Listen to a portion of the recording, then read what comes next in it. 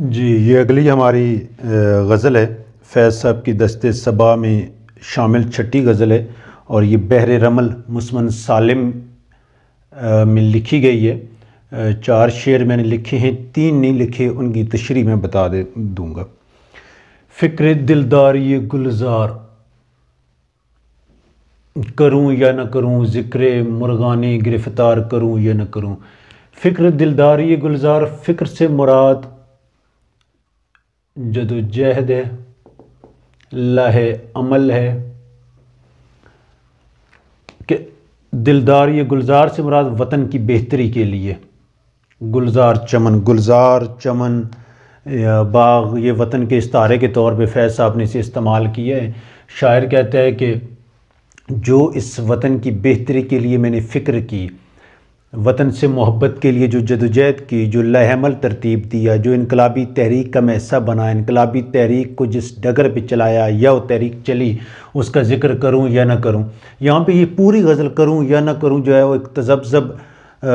بے چینی، اضطراب کی کیفیت میں ہے۔ مربوط خیالات ہیں لیکن انہیں تذبذب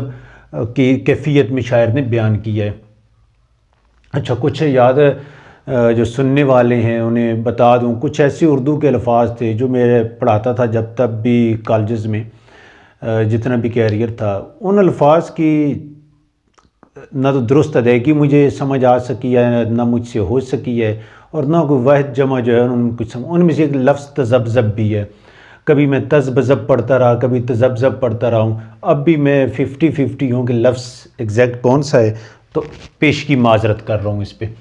اچھا، ذکر مرغان گرفتار، اس انقلابی تحریک کے نتیجے میں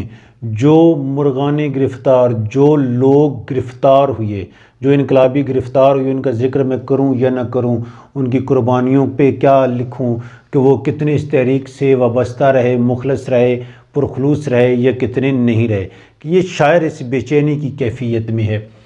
چونکہ گلزار ہے نا چمن، تو چمن میں جو اذانے دینے والے ہوتے ہیں وہ مرغان یعنی پرندے ہیں، تو اس وجہ سے یہ جو چمن ہے، چاہے گلزار سے مراد وطن میں جو وطن کی بہتری کے لیے آواز اٹھانے والے لوگ تھے وہ کون تھے؟ وہ انقلابی تھے، تو اس وجہ سے اس کے لفظ کے استعارہ یا کمبینیشن بنایا گیا، اسی کے ساتھ یہ چل رہے ہیں۔ قصہ سازش اغیار کہوں یا نہ کہوں، شکوہ یار تیرا دار کروں یا نہ کروں۔ یہاں پہ شاعر کہتا ہے کہ جو دشمن تھے اغیار، وہ تو تھے ہی تھے، اہل اقتدار، کیونکہ میں انہی کے خلاف تو برسر پیکار تھا، میری جتنی جد و جہد تھی انہی کے خلاف تھی، ان کا میں ذکر کروں یا نہ کروں۔ لیکن سازش کا لفظ ہے نا اغیار، یہ جو میرے ساتھ تحریک میں، انقلاب میں لوگ شامل تھے، انہوں نے بھی مجھ سے بے وفائی کی ہے، کہیں نہ کہیں ان میں بھی لوگ بک گئے ہیں، وہ بھی اپنے نہ صرف اپنے راستے سے، ڈگر سے، اس سچائی کے راستے سے ہٹے ہیں، بلکہ وہ کیا ہوئے، دشمن شکوہ یار ترادار، اہل اقتدار سے بھی جا ملے ہیں، ان کا بھی ذکر کہتا ہے میں کروں ان کی بے وفائیوں کا یا نہیں۔ جانے کیا وجہ اب رسم و وفا کی ہے دل، وجہ دیرینہ پہ اصرار کروں یا نہ کروں۔ اچھا، اس میں وجہ طور وہ ساغر صدیقی کا شعر ہے نا کہ پہلے ہوتی تھی خوئے وفا پروری، اب تو ساغر یہ قصہ پرانا ہوا۔ یہاں پہ جو وفا اور غداری ہے نا، ان میں فرق کرنا مشکل ہو گیا ہے۔ شاعر کہتا ہے کہ جو میرے ساتھ اس تحریک میں انقلابی لوگ شامل تھے اور وہ مجھ سے اغیار کی سازشوں میں جا کے شامل ہوئے، انہوں نے مجھ سے غداری تو کی ہے، لیکن انہوں نے میرے مخالفین سے وفا بھی نبھائی ہے۔ تو شاعر کہتا ہے اس کے درمیان میں نا فرق کرنا بہت مشکل ہو رہا ہے، جانے کیا وجہ ہے کہ یعنی وفا کی اور غداری، وفا کی اب صورت کیا نکلے گی۔ میں کہہ رہا ہوں غداری کی ہے، جبکہ دوسری طرف وہ کہہ رہے ہیں کہ نہیں انہوں نے وفا کی ہے، تو اس بھی وجہ دیرینہ پہ پرانے جو وفا کے اصول تھے انہی پہ کاربند رہوں یا نئے اس کا ذکر کروں۔ جانے کس رنگ میں تفسیر کریں اہل ہوس، مدح زلف و لب و رخسار کروں یا نہ کروں، کروں یا نہ کروں۔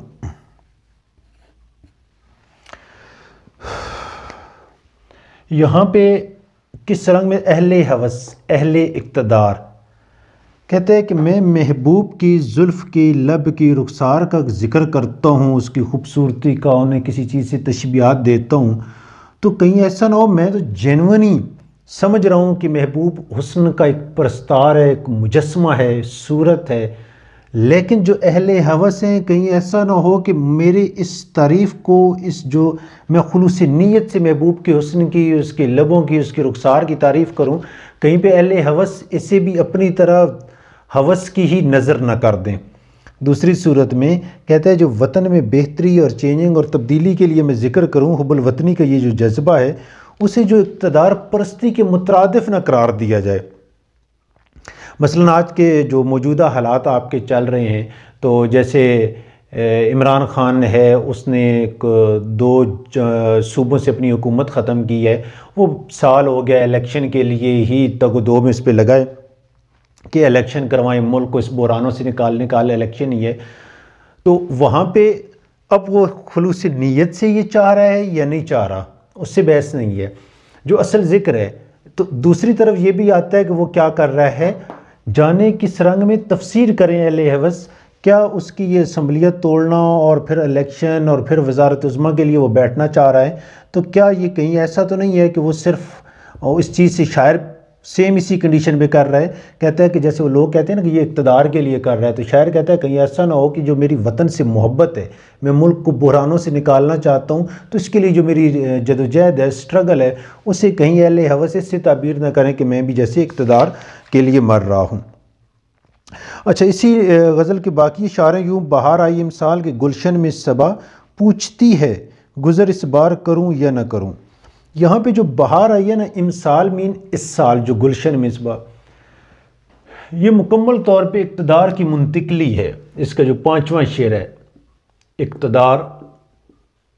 کی منتقلی ہے، یا اسے آپ کہیں تبدیلی ہے۔ آمریت سے جمہوریت یا جمہوریت سے